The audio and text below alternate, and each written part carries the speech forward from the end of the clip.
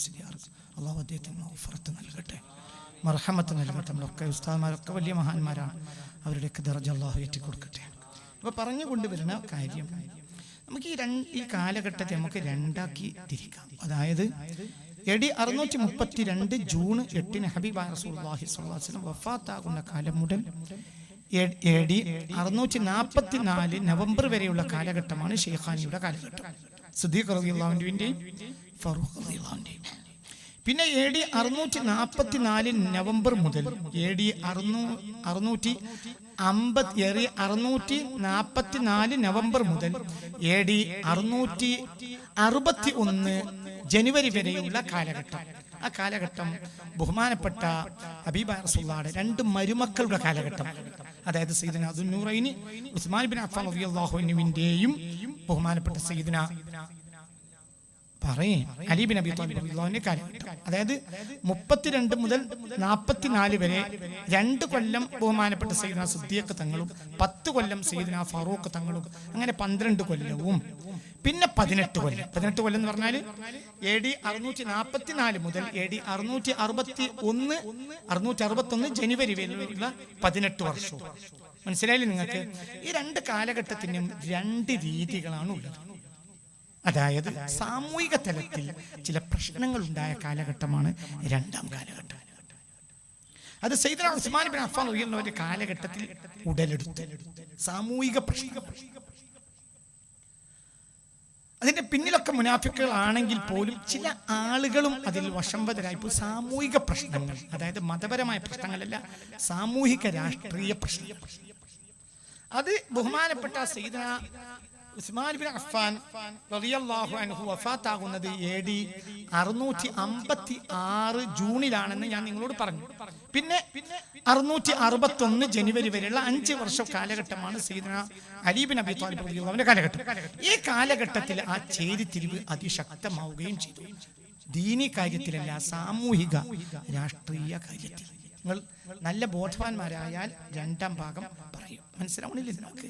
അതായത് 1ാം കാലഘട്ടത്തിൽ സാമൂഹിക തലത്തിൽ അഭിപ്രായ വ്യത്യാസങ്ങളൊന്നും ഇല്ല. 2ാം കാലത്ത് മുസ്ലിങ്ങളിൽ തന്നെ ചില അഭിപ്രായ വ്യത്യാസങ്ങൾ, നേരിയ തോതിൽ ബഹുമാനപ്പെട്ട സാമൂഹിക രാഷ്ട്രീയ കാര്യത്തിൽ അഭിപ്രായ വ്യത്യാസം ഉണ്ടായി. അത് സയ്യിദുനാ അലി ബിൻ അബി ത്വാലിബ് റളിയല്ലാഹുവിന്റെ 5 വർഷം അതിശക്തമായി കൊടുമ്പിരിക്കൊള്ളുകയും ചെയ്തു.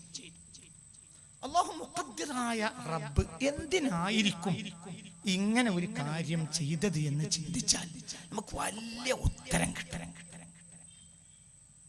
വലിയ ഉത്തരം. ആ ഉത്തരമാണ് ശരിയായ ഉത്തരം. ആ ഉത്തരത്തെ നമ്മൾ എന്നും മനസ്സിലാക്കിയാൽ നമുക്കൊരു പിഴവും വരില്ല എന്നും ഞാൻ നിങ്ങളെ ഓർമ്മപ്പെടുത്തുകയാണ്. ഉത്തരം പറയാൻ പോവാണ്. നിങ്ങൾ നല്ല ഫോമിലാണെങ്കിൽ അല്ലേ പറയും, അങ്ങനെ പറഞ്ഞാൽ പോരെ, ഉറക്കത്തിന് നല്ല ഫോമിലല്ലേ. അതായത് ഈ 30 വർഷത്തെ കാലഘട്ടത്തിനിടയിൽ ഒരു 12 കൊല്ലവും പിന്നെ ഒരു 18 കൊല്ലവും.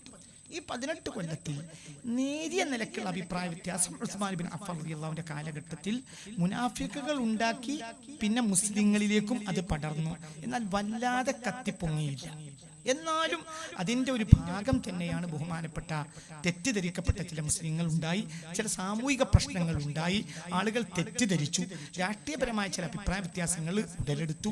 ഇതിൻ്റെയൊക്കെ ഭാഗം തന്നെയാണ് ഉസ്മാൻ ബിൻ അഫ്ഫാൻ റളിയല്ലാഹു അൻഹു മദീനയിൽ വെച്ച് വീട് വളഞ്ഞ് കൊല ചെയ്യപ്പെട്ടത്. പിന്നെ അത് ശക്തമായി. ഉസ്മാൻ ബിൻ അഫ്ഫാൻ റളിയല്ലാഹുവിന്റെ ഘാതകരെ കണ്ടുപിടിക്കണം എന്ന വിഷയവും മറ്റു ചില വിഷയങ്ങളിലുമായിട്ട് അന്ന് സിറിയയിലെ ഗവർണറായിരുന്നു സയ്യിദുനാ മുആവിയ ബിൻ അബി സുഫിയാൻ. കൂടെ വലിയ മഹാനാണ് അവർ, ചെറിയ ആളൊന്നുമല്ല, വലിയ മഹാനാണ്. അല്ലാഹു അവരുടെ ദർജ ഏറ്റി കൊടുക്കട്ടെ. ഉറക്കെ പറയാം, അല്ലാഹു ദർജ ഏറ്റി കൊടുക്കട്ടെ. അവരിൽ നിന്നും ഇതൊക്കെ ഒരു ചരിത്രം എന്ന നിലയിൽ പറയൽ നിർബന്ധമായ ഒരു സാഹചര്യമായതുകൊണ്ട് ഞാനത് കൊണ്ടുവരാന്നേ ഉള്ളൂ. അവരിൽ ഒരാൾ നല്ലാളും മറ്റൊരാൾ മോശപ്പെട്ടവനും എന്ന് ചിന്തിക്കാൻ പാടില്ല. അവർ ദീനിന്റെ ഹക്കായ മാർഗത്തിൽ നിന്ന് പുറത്താണ്. അള്ളാഹു ആ അവസ്ഥയെ നമ്മളെ കാത്തിരക്ഷിക്കട്ടെ. 2 അഭിപ്രായ വ്യത്യാസമുണ്ടായി. ചില പ്രശ്നങ്ങൾ പുറത്തുണ്ട്. മുനാഫിക്കുകൾ ഉണ്ടായ പ്രശ്നങ്ങളുണ്ട്. ജൂതന്മാർ മുതലെടുത്തിട്ടുണ്ടെങ്കിൽ പോലും മുസ്ലിങ്ങൾക്കിടയിലും അന്ന് ചില അഭിപ്രായ വ്യത്യാസങ്ങൾ ഉണ്ടായി. പ്രത്യേകിച്ച് സ്വഹാബികൾക്കിടയിൽ തന്നെ സാമൂഹിക രാഷ്ട്രീയ തലത്തിലെ അഭിപ്രായ വ്യത്യാസങ്ങൾ ഉണ്ടായി. അത് പ്രധാനപ്പെട്ട ഒരു ഭാഗം ഞാൻ പറഞ്ഞ എളുപ്പത്തിൽ നിങ്ങൾക്ക് മനസ്സിലായും. 651 സ്വയം ഖലീഫയാണെന്ന രൂപത്തിൽ പെരുമാറി ബഹുമാനപ്പെട്ട മഹാനായ സിറിയയുടെ ഗവർണറായിരുന്ന മഹാനായ സയ്യിദുന മുആവിയ വലിയ മഹാനാണ്. അതുകൊണ്ട് ചില ഖൈറുകൾ ഉണ്ടായി. മുസ്ലിം ഉമ്മത്തിന് ഒരു തെറ്റുമില്ല. അതൊക്കെ അവർക്കിടയിലുള്ള രാഷ്ട്രീയ അഭിപ്രായ വ്യത്യാസങ്ങൾ മാത്രമാണ്. അത് 661 ജനുവരിയിൽ ബഹുമാനപ്പെട്ട സയ്യിദുന അലി റളിയല്ലാഹു അൻഹു വഫാത്താകുന്നത് വരെയും ഈ രാഷ്ട്രീയ അഭിപ്രായ വ്യത്യാസം നിലനിന്നിട്ടുണ്ട് എന്ന് മാത്രമല്ല, സുഫീനിൽ രണ്ടാളുകളും പടയെ വെച്ച് സൈന്യത്തെ വെച്ച് പരസ്പരം യുദ്ധം ചെയ്യുന്ന സാഹചര്യം പോലും ഉണ്ടായി. രണ്ടു പക്ഷത്തുനിന്നും ഏകദേശം 1.5 ലക്ഷം ആളുകൾ മഹാനായ സയ്യിദുന അലി റളിയല്ലാഹുവിന്റെ പട്ടാളക്കാരായി ഉണ്ടായിരുന്നു. ഏകദേശം 1.5 ലക്ഷം ആളുകൾ മുആവിയ റളിയല്ലാഹുവിന്റെ കൂടെ ഉണ്ടായിരുന്നു. ഇങ്ങനെയൊക്കെ ഉണ്ടായിരുന്നു. ഈ രണ്ടാളും വലിയ ആളുകളാണ്. ഈ രണ്ടാളെ കൂട്ടത്തിൽ സൈന്യമായി വന്നവരും വലിയ ആളുകളാണ്. ഉദാഹരണം, അലി റളിയല്ലാഹുവിന്റെ സൈന്യത്തിൽപ്പെട്ട ആളാണ് മഹാനായ ഉവൈസുൽ ഖറനി. ഉറക്കെ പറഞ്ഞേക്കി. അവർ താബിഈങ്ങളിൽപ്പെട്ട ആളാണെങ്കിലും സഹാബികളുടെ ഒരു മഖാമിലുള്ള മഹാന. ഒരു സന്ദർഭം കൊണ്ട് സഹാബി ആയി പോകാത്ത ആൾ മാത്രമാണ്. ഒരു തൊട്ടടുത്ത സ്വഹാബത്തിന്റെ ഫളാഇൽ കഴിഞ്ഞാൽ പിന്നെ ഇമാം ബുഖാരിയും ഇമാം മുസ്ലിം അടക്കം റളിയല്ലാഹു അൻഹും ഫളൽ എണ്ണി പറയുന്നു. ഇങ്ങോട്ട് നോക്ക് എണ്ണി പറയുന്ന ആളാണല്ലോ സയ്യിദുന ഉവൈസ്. അവര് ബഹുമാനപ്പെട്ട അലി റളിയല്ലാഹുവിന്റെ പട്ടാളക്കൂട്ടത്തിലുണ്ട്. അതേ സമയത്ത് ബഹുമാനപ്പെട്ട ഉബൈദുല്ലാഹ് ഇബ്നു ഉമർ റളിയല്ലാഹു അൻഹു മുആവിയ റളിയല്ലാഹു അൻഹുവിന്റെ പട്ടാളത്തിലുമുണ്ട്. ആരാ? ഉബൈദുല്ലാഹ് റളിയല്ലാഹു അൻഹു സ്വഹാബിയാണെന്ന് മാത്രമല്ല ഉമർ ബിൻ ഖത്താബ് റളിയല്ലാഹു അൻഹുവിന്റെ മകനും അബ്ദുല്ലാഹ് ഇബ്നു ഉമർ റളിയല്ലാഹു അൻഹുവിന്റെ അനുജനുമാണ് ആര്? മഹാനായ ഉബൈദുല്ലാഹ്. അബ്ദുല്ലാഹ് ഇബ്നു ഉമറും ബഹുമാനപ്പെട്ട ഉമർ ഇബ്നു ഖത്താബിന്റെ മകനാണ്. ഉബൈദുല്ലാഹ് ഇബ്നു ഉമറും ബഹുമാനപ്പെട്ട ഉമർ ഇബ്നു ഖത്താബിന്റെ മകനാണ്. അവര് മുആവിയ പക്ഷത്താണ് റളിയല്ലാഹു അൻഹുമാ. ഇവരൊക്കെ നല്ലവരാണ്, തർക്കങ്ങളില്ല. പക്ഷേ രാഷ്ട്രീയമായ തർക്കം, അഭിപ്രായ വ്യത്യാസം തീർത്ത് പരിഹാരം ഉണ്ടായില്ല. എന്താണ് ഇത് നമ്മെ പഠിപ്പിക്കുന്ന കാര്യം എന്നാൽ, സാമൂഹിക രാഷ്ട്രീയ രംഗത്ത് ഒരു യോജിപ്പ് ഖിയാമത്ത് നാൾ വരെ മുസ്ലിങ്ങൾക്ക് സാധ്യമല്ല എന്നാണ് ഇതിന്റെ ഉത്തരം എന്നാണ് എന്റെ കണ്ടെത്തൽ. അതെപ്പോൾ നമ്മൾ യോജിപ്പിക്കാൻ ശ്രമിച്ചാലും അതൊരു യോജിപ്പിക്കാൻ കഴിയാത്ത സാധനമായി മുസ്ലിം ഉമ്മത്തിൽ നിലനിൽക്കും. അത് മുസ്ലിങ്ങൾക്കൊരു പ്രശ്നവുമല്ല. രാഷ്ട്രീയമായി എല്ലാവരും ഒരൊറ്റ ആശയത്തിൽ നിൽക്കുക എന്നത് മുസ്ലിമീങ്ങൾക്ക് ഒരു ബാധ്യതയുള്ള കാര്യമല്ല. രണ്ട് രാഷ്ട്രീയ കാഴ്ചപ്പാട്, അത് ഒരാൾ കോൺഗ്രസും മറ്റൊരാൾ കമ്മ്യൂണിസ്റ്റോ എന്നൊന്നും എന്നോട് ചോദിക്കരുത്. ഇപ്പം മൂപ്പർ പാർട്ടി അതായിരുന്നു അതൊന്നും എന്നോട് ചോദിക്കരുത്. അത് ഞാൻ പറഞ്ഞത് സോഷ്യൽ ആൻഡ് പൊളിറ്റിക്കൽ താല്പര്യം വേണം. രണ്ടാൾക്കും രണ്ട് ലൈനിലുള്ള താല്പര്യമാണ്. ആർക്ക്? അലി റളിയല്ലാഹു അൻഹുവിനും റളിയല്ലാഹു അൻഹുമാ അങ്ങനെ പറഞ്ഞാൽ വലിയ മഹാന്മാരാണ്. ഒരു ദറാക്കവരെ പറ്റി രാഷ്ട്രീയ കാഴ്ചപ്പാട്. ഇത് എവിടെ നടക്കുന്ന എന്നാൽ 30 വർഷത്തെ ഖിലാഫത്ത് റാഷിദക്ക് ഇടയിൽ നടന്നു. ഇതെന്താണ് അല്ലാഹു നമ്മളെ പഠിപ്പിച്ചത്? നിങ്ങൾ ഇത് മോഹിക്കേണ്ട. രാഷ്ട്രീയമായ ഒരു യോജിപ്പ് ഖിയാമത്ത് നാൾ വരെ മുസ്ലിമീങ്ങൾക്കിടയിൽ പൂർണ്ണമായി ഉണ്ടാകാൻ സാധ്യത ഇല്ല. അത് മുസ്ലിമീങ്ങളെ ബാധിക്കുന്ന ഒരു പ്രശ്നവുമല്ല. മനസ്സിലാക്കേണ്ട രണ്ടാമത്തെ ഒരു കാര്യം ശ്രദ്ധിക്കണം. എൻ്റെ മുത്തേക്ക് തന്നെ നോക്കണം, അങ്ങനെ തന്നെ നോക്കണം. ഇടയിൽ പറഞ്ഞു ശ്രദ്ധ തെറ്റിപ്പോയാൽ നിങ്ങൾ വേറെ എന്തെങ്കിലും ചിന്തിക്കരുത്. നിങ്ങൾ ഇത് ഇന്ന ലൈന് കൃത്യമായി ചിന്തിക്കണം. അത് ഒന്ന്. ഇപ്പൊ ഞാൻ പറയട്ടെ, ഞാൻ ഈ അടുത്ത കാലത്ത് വായിച്ച ചില രേഖകളിൽ ഓറിയന്റലിസ്റ്റുകൾ മുസ്തഫ റസൂലുള്ളാഹി തങ്ങളെ ആക്ഷേപിക്കുന്ന ഒരു വിഷയമുണ്ട്. സുൽത്താൻ ഓറിയന്റലിസ്റ്റുകൾ ആക്ഷേപിക്കുന്ന ഒരു ഭാഗമാണ് മുഹമ്മദ് സ്വല്ലല്ലാഹു അലൈഹി വസല്ലം ഒരു ഖലീഫയെ നിശ്ചയിക്കാതെ മരണപ്പെട്ടു പോയി എന്നത് മുഹമ്മദിന്റെ പരാജയമാണ്. സ്വല്ലല്ലാഹു അലൈഹി വസല്ലം അത് പരാജയമല്ല. മനസ്സിലായില്ല? അതിന്റെ കൂടെയില്ല.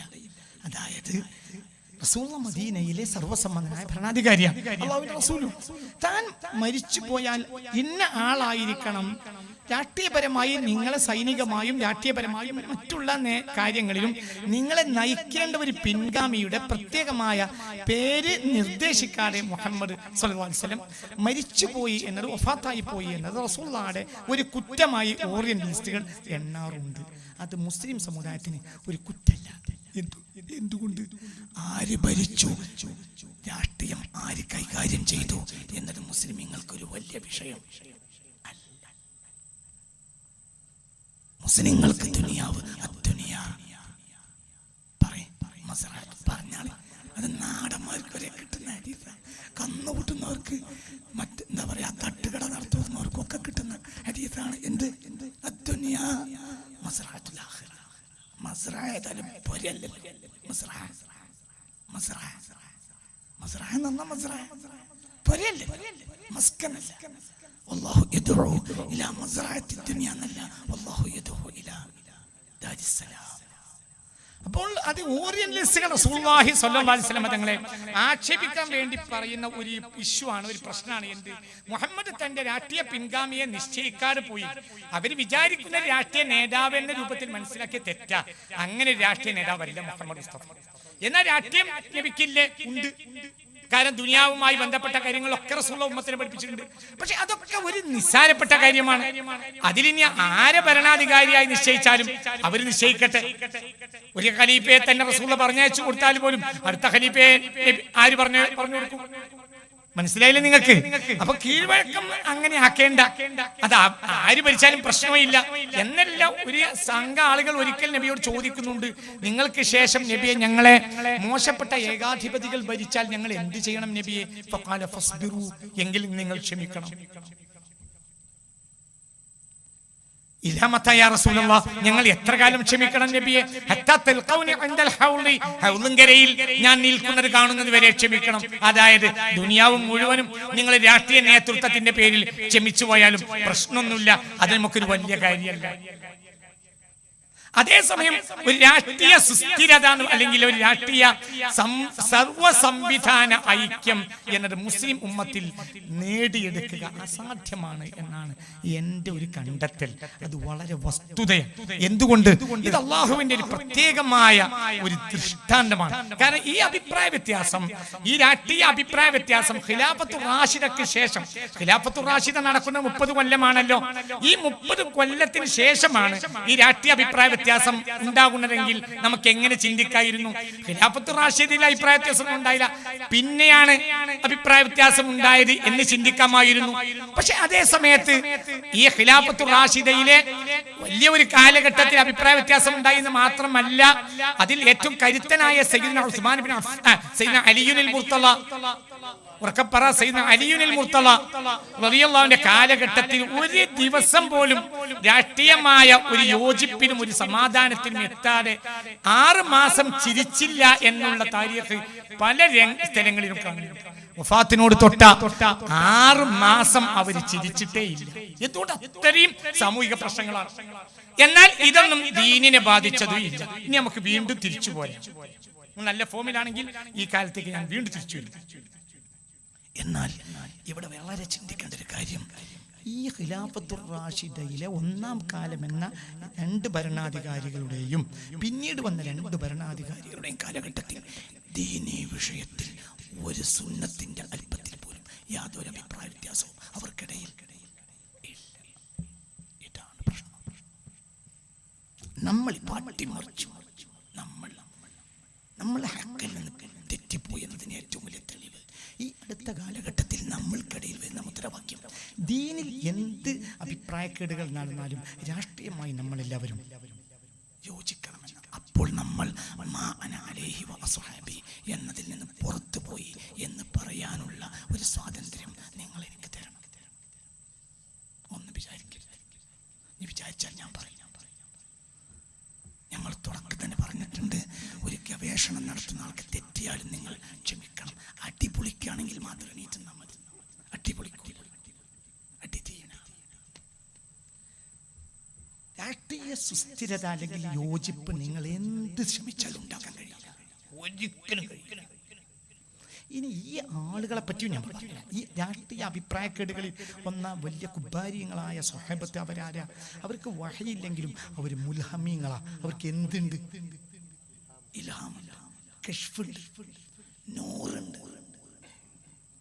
അവർക്ക് പോലും ഇതിൽ സോഷ്യൽ ആൻഡ് പൊളിറ്റിക്കൽ വിഷയങ്ങളിൽ ഒരു ഒറ്റ ലൈനിൽ നിർത്തൽ അള്ളാഹു ഉദ്ദേശിച്ചിട്ടില്ലെങ്കിൽ അത് ഇതൊന്നും ഇല്ലാത്ത നമുക്ക് എങ്ങനെ ഇതുണ്ടാവുക?